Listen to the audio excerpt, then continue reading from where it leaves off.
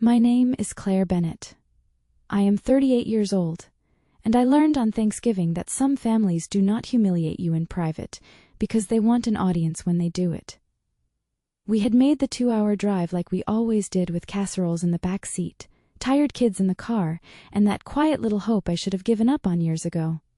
The house looked warm, the table was packed, the turkey was already resting on the counter, and for one stupid moment I thought maybe this year would feel normal. Then I saw the gifts. They were stacked under the tree in glossy paper and neat ribbon.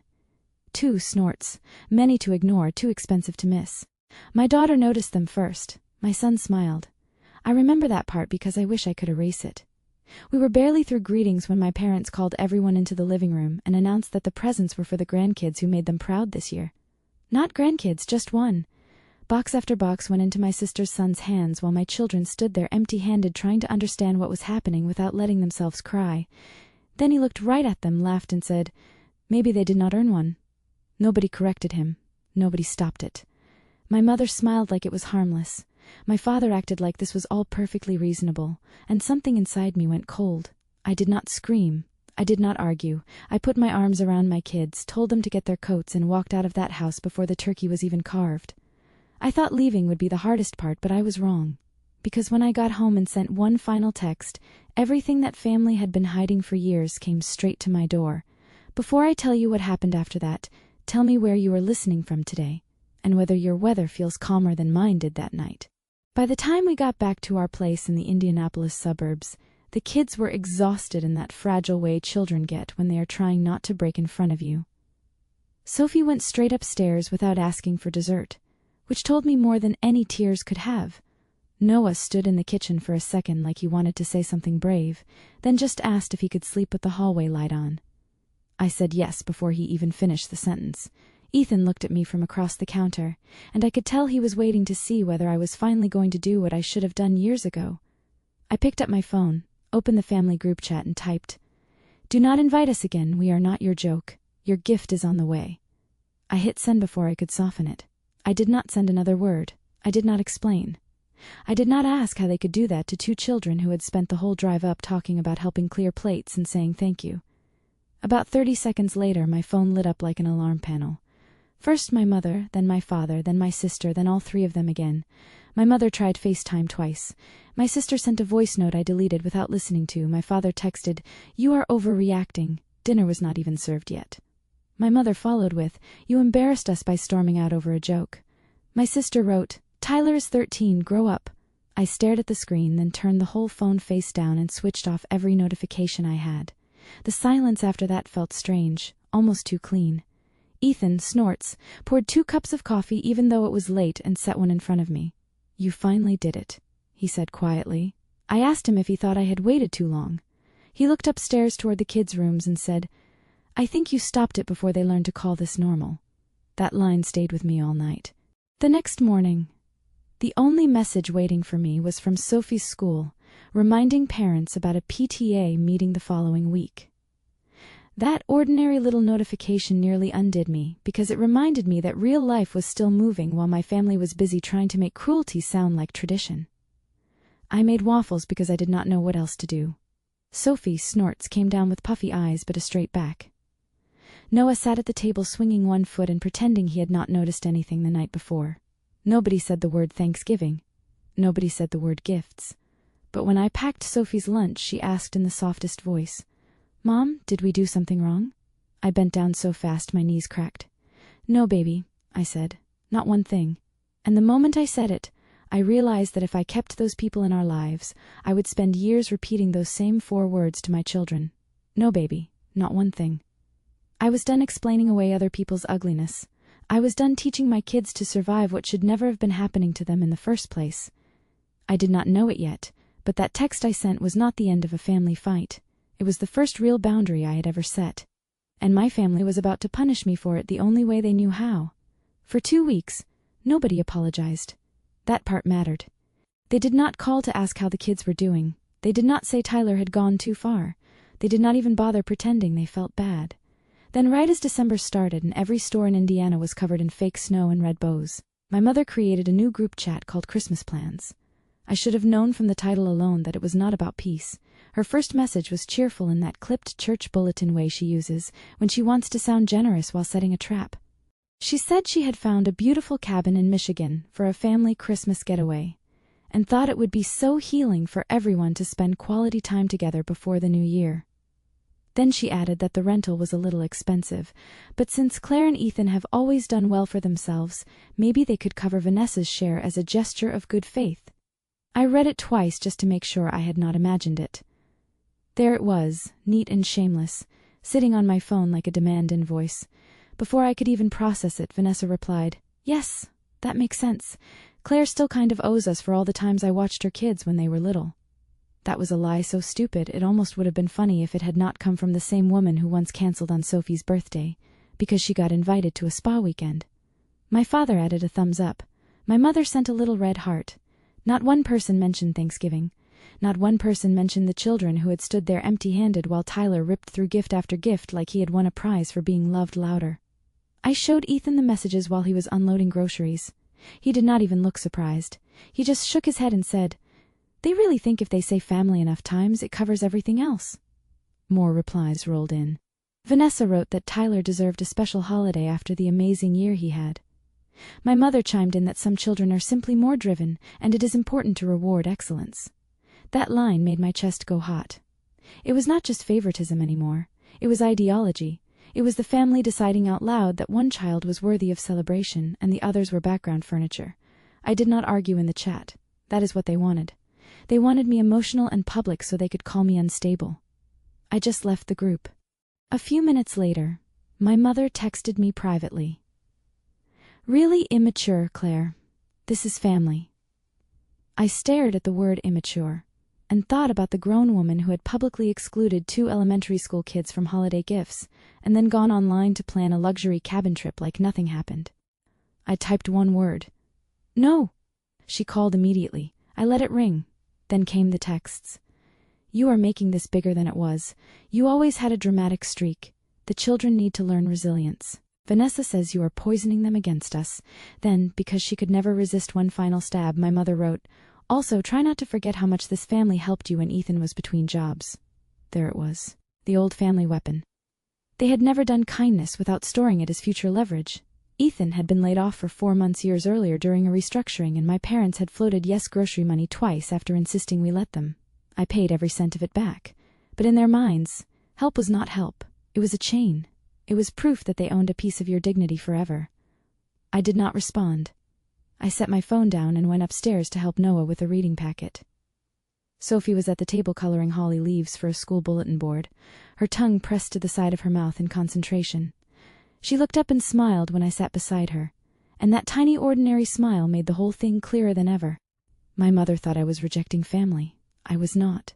I was rejecting a system where love came with rankings, invoices, and public humiliation.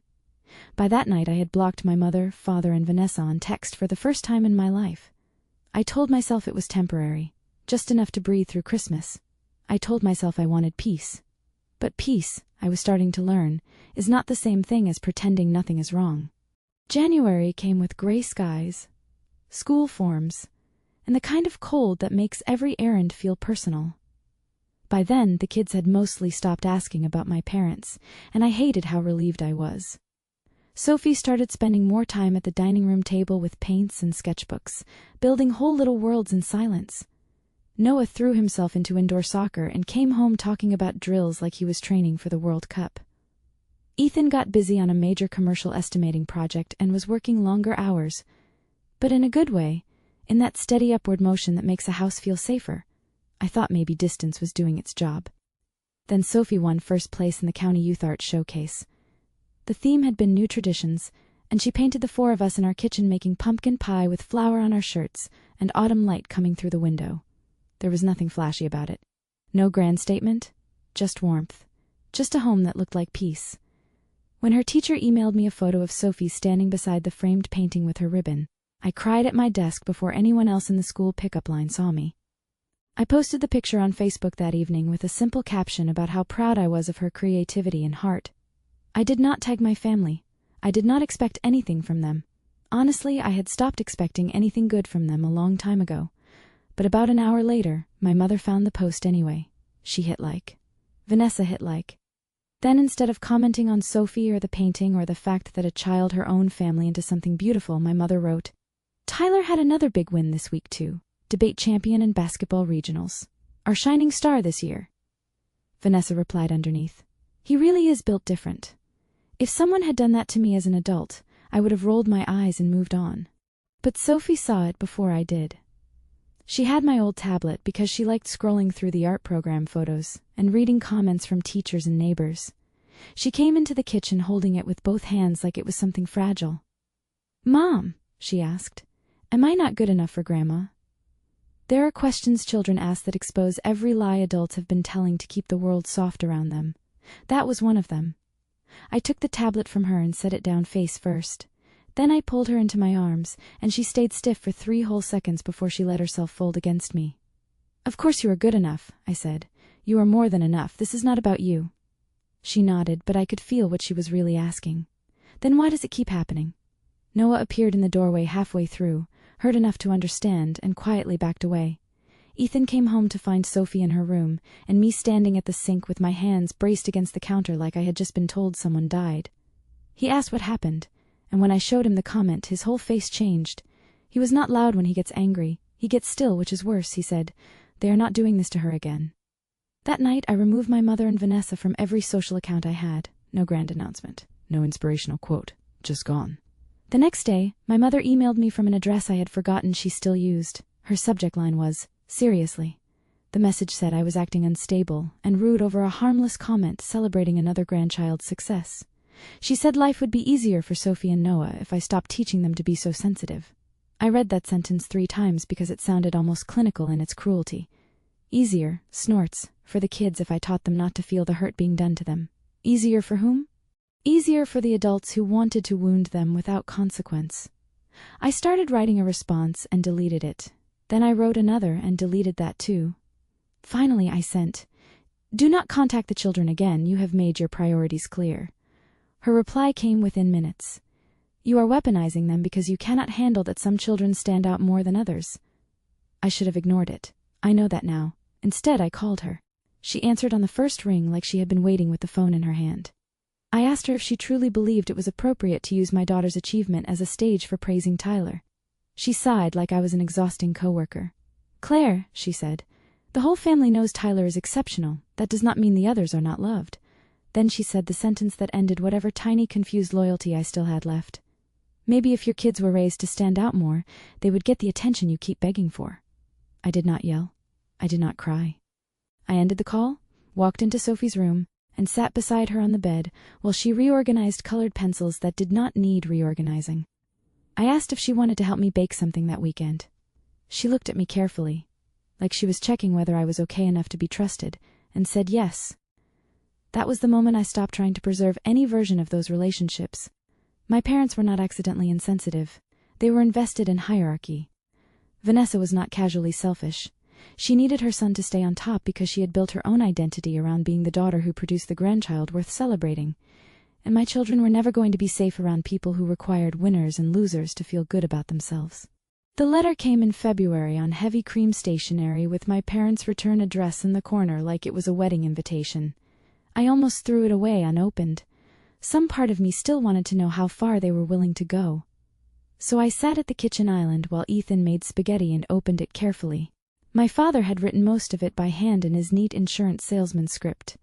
It was 3 pages long, which already told me he believed he was explaining reason to the unreasonable. He said he and my mother were deeply disappointed in how I had handled recent family tensions.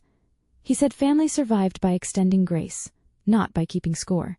He said Vanessa had been heartbroken by my coldness, which would have been more convincing if she had not spent the previous month liking comments about Tyler being the future of the family. Then came the familiar accounting of their sacrifices. They reminded me of every ride, every casserole, every check, every time they had shown up in a season of need as if parenting their grown daughter had been a line item on a spreadsheet. At the bottom, my mother had added her own note in smaller writing. "Tell Sophie and Noah we love them, and we hope they learn that effort matters." I actually laughed when I read it, which scared me more than if I had cried. It was such a polished piece of poison, not crude enough to look evil to outsiders, clear enough that anyone who had lived with them would know exactly what it meant.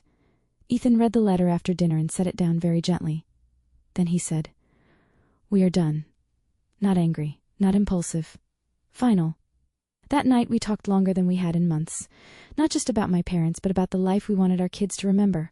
We did not want holidays built on fear of somebody's mood. We did not want achievement turned into currency. We did not want our children checking comment sections to see whether they had earned enough attention to matter. So we made the decision official. No calls, no texts, no visits, no sending the kids cards through other relatives, no soft openings for future guilt. The first week after that felt strange, like taking off a heavy coat and then shivering because you forgot what your own shoulders felt like. Sophie had a PTA art showcase coming up, and I signed up to volunteer for setup. Noah wanted to join a weekend futsal clinic, so Ethan enrolled him and started showing up with a folding chair and a thermos every Saturday morning. I had always baked when I was stressed, and one afternoon while Sophie and I were making browned butter sugar cookies, she said, "Mom, you should sell these." I laughed, but the idea stayed. A week later I opened a small online shop. Nothing fancy, just holiday cookies, hand pies, and family-style dessert boxes for local pickup. Sophie helped me choose colors for the logo. Noah named one of the cookie assortments. Ethan cleared space in the garage for racks and packaging bins. We called it Hearth and Honey Baking Company because I wanted it to feel like warmth you could hold in your hands. Orders started small. A teacher friend bought 2 boxes. Then one of the PTA moms shared my page. Then a church neighbor ordered pies for a baby shower. There was something healing about being paid for something made with patience rather than being shamed for not giving enough. Meanwhile, Ethan's big project went through, and he was offered a stronger role with more responsibility. We were busy, genuinely busy, and for the first time in years the business was building our own life instead of managing other people's damage. When Thanksgiving came around again, I braced for grief and got something entirely different. We invited 2 neighbor families. One of Ethan's co-workers who had just moved from Illinois, Sophie's art teacher, and Noah's soccer coach with his wife. The house was loud in the best way. People brought sweet potatoes and sparkling cider. Kids ran through the backyard in hoodies. Nobody compared report cards. Nobody ranked the children. Nobody used the word proud like a trophy. When I carried out the pies, everyone clapped in that half-joking, half-sincere way kind people do, when they are just happy to be included. Sophie stood beside me passing plates like she belonged in a life bigger than the one my parents had tried to assign her. Later that night, after the dishes were stacked and the leftover containers were packed, she leaned against me on the couch and said, "This felt better than the old Thanksgivings." I kissed the top of her head and said, "I know. That should have been the ending right there. The family heard us. We walked away. We built something healthier. But people like my parents and Vanessa do not like losing access to someone they think belongs beneath them." Around Christmas, right as my bakery orders were finally picking up, and I was staying up too late icing cranberry orange shortbread while listening to true crime podcasts, a certified letter showed up from a law office in Ohio. The phrase, "Family Financial Understanding," was printed near the top, and before I even finished reading, I knew they were trying to do what they always did when emotion stopped working. Snorts? They were trying to turn history itself into leverage. The legal letter was absurd on its face and chilling underneath. It claimed that due to my recent hostile conduct toward family members, any informal financial understanding between me and my parents was considered terminated effective immediately. Terminated. As if they were ending access to some generous arrangement I had depended on. As if they had been supporting me all this time and I had repaid them with disrespect. Ethan read it over my shoulder and said, "They are trying to get ahead of something." At first, I did not understand what he meant. Then, I did what I always do when I feel cornered. I went looking for records. In the back of the hall closet behind old tax files and school memory boxes, I found a battered accordion folder from 2018. That was the year my father retired early, and my parents nearly lost their house after a bad refinancing decision and a balloon payment they had not prepared for. They had called me in tears. Not Vanessa, me, reliable Claire, quiet Claire, the daughter who always came through. I had wired them $15,000 from the savings Ethan and I had built after his last bonus. My father promised in an email that it was temporary and that they would repay me once they sold a parcel of land tied up in probate. At the time, I had believed him because I was still operating under the delusion that being needed meant being valued. The email was right there, still printed and still in my inbox. "Thank you, Claire. We will repay you. I am ashamed to even ask." That single line changed the whole shape of the story. They were not cutting me off from some support structure. They were trying to rewrite a debt they owed me into a favor they had done for me. I contacted a local attorney named Dana Kerr, who had helped one of the PTA moms with a contractor dispute. Dana was brisk, smart, and unimpressed by family theatrics. She read the legal letter, read my father's email, and said, "This is posturing. If they want to make money part of the story, fine. Let us make it factual." We began organizing documents for small claims filing. While I was digging through old emails and message threads for the repayment proof, I found something else. About 8 months earlier, before everything blew up, Vanessa had asked if I would send her some of my holiday cookie recipes because she wanted to try a few for a neighborhood market. I had sent her more than recipes. I had sent formatted recipe cards, packaging ideas, a list of flavor names, and a rough branding concept I was thinking about using if I ever expanded the baking side hustle. I had forgotten all about it, because at the time we were still doing that terrible dance families do where they treat closeness like a performance and assume generosity will be respected.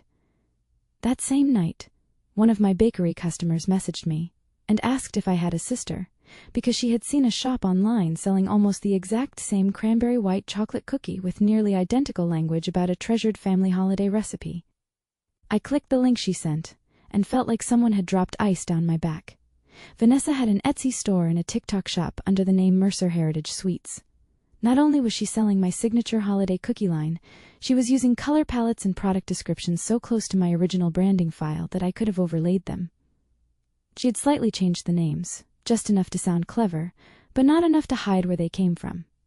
Her shop bio talked about preserving family baking traditions for a new generation, which would have been funny if it had not been theft. The sales numbers were impossible to know exactly, but the shop had hundreds of reviews and viral short videos. She was making real money off work she had not created. I sat there scrolling through photos of my own ideas repackaged under my sister's smile, and felt every year of swallowed resentment line up in my spine.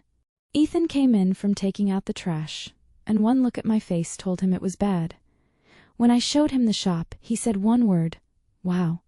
Not because he was surprised Vanessa would do it, because of how fully she had done it. Dana said recipe theft alone can be hard to litigate if it is just ingredients and methods, but the branding, the written descriptions, the packaging concept, and the digital assets were different, especially since I still had time-stamped files, emails, and messages showing Vanessa had received the originals directly from me. Dana drafted a cease and desist letter for Vanessa and formal infringement notices for Etsy and TikTok shop. She, Snorts, also told me not to contact Vanessa personally, which was fine because if I had called her that night, I do not think I would have sounded like the version of myself I wanted my children to remember. The platforms moved faster than I expected. One listing came down within days, then another. Vanessa emailed me from a business address, suddenly all polished panic. She said I was sabotaging a single mother's income out of spite. Vanessa was not a single mother, not that it mattered, but that was how she introduced herself to strangers whenever victimhood was useful. She said family shares things and I was being greedy. Dana answered for me. A week later, Vanessa's shop was partially frozen while the platforms reviewed the claims.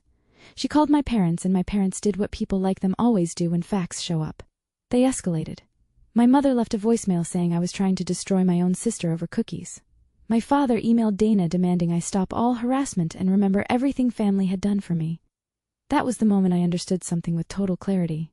They were never shocked by what Vanessa had done, because they did not believe taking from me was wrong.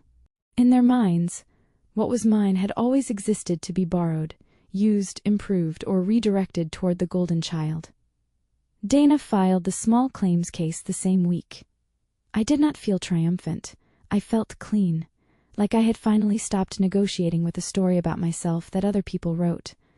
The next 2 months moved with the kind of precision that only happens messy people run into paperwork. Vanessa tried bluster first. She posted vague quotes online about betrayal and jealousy.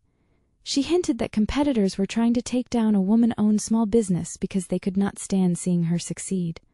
That worked for about 48 hours, right up until Etsy required documentation and TikTok Shop requested proof of originality for her product images, descriptions, and marketing materials.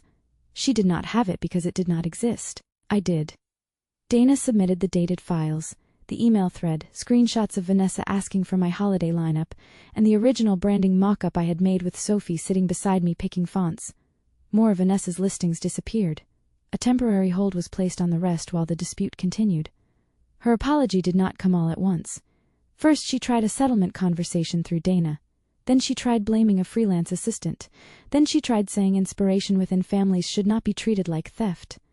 Finally, when the platforms made it clear that keeping the shop active would require resolving the claims, she agreed to a written settlement. She had to stop using the copied branding, remove the duplicated descriptions, and make a public clarification that certain product concepts and promotional materials had originated with me. It was not dramatic. It was worse for her. It was formal. At the same time, the small claims case against my parents reached hearing. They showed up in person looking offended by the very existence of consequences. My mother wore the expression she usually saves for customer service workers who disappoint her.